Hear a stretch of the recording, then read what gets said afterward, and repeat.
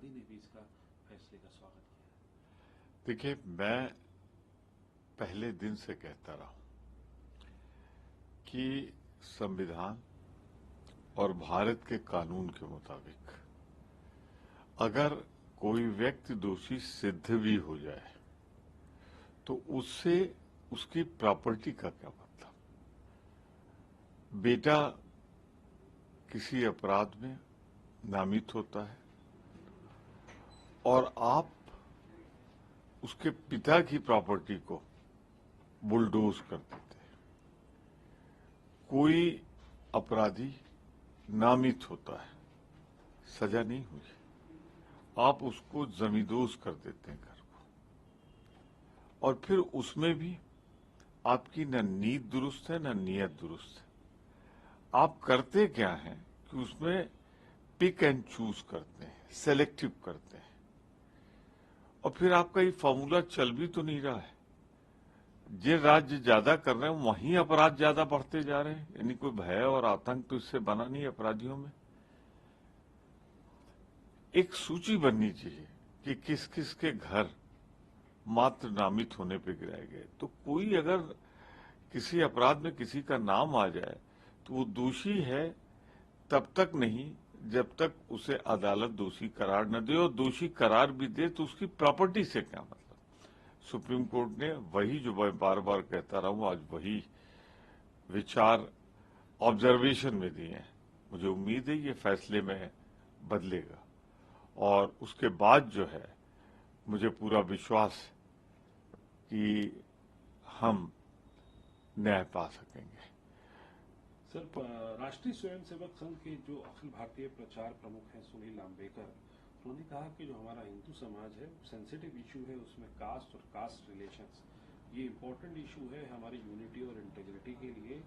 बड़े सीरियसली इसको डील करना चाहिए, इस पर राजनीति नहीं होनी चाहिए। वेलफेयर के बारे में जरूर उन्होंने बात की, लेकिन कहा कि इसका राजनीतिकरण नहीं होना चाहिए। ये आरएसएस इसके प्रमुख वर्तमान जो है, इन्होंने झारखंड में क्या कहा था, आरक्षण समाप्त होना चाहिए, उस पर विचार करना चाहिए। ये यू टर्न क्यों है, किन परिस्थितियों में, ये एक बड़ा सवाल खड़ा करता है। मैं समझता हूं कि आरएसएस वक्त की धारा को पहचान रही है, तो एक फीलर डाल रही है या भाजपा डलवा रही है। कांग्रेस का दृष्टिकोण, इंडिया गठबंधन का दृष्टिकोण इस पर साफ है कि कास्ट आधारित सेंसस हो जाए, जिससे जो वंचित है उनको भी अधिकार मिल सके, गरीब गरीब न रह जाए और अमीरों में सारी दौलत कैद न हो जाए। ये जो धारणा है कि कास्ट बेसिस सेंसस हो, इस पर हम कायम है।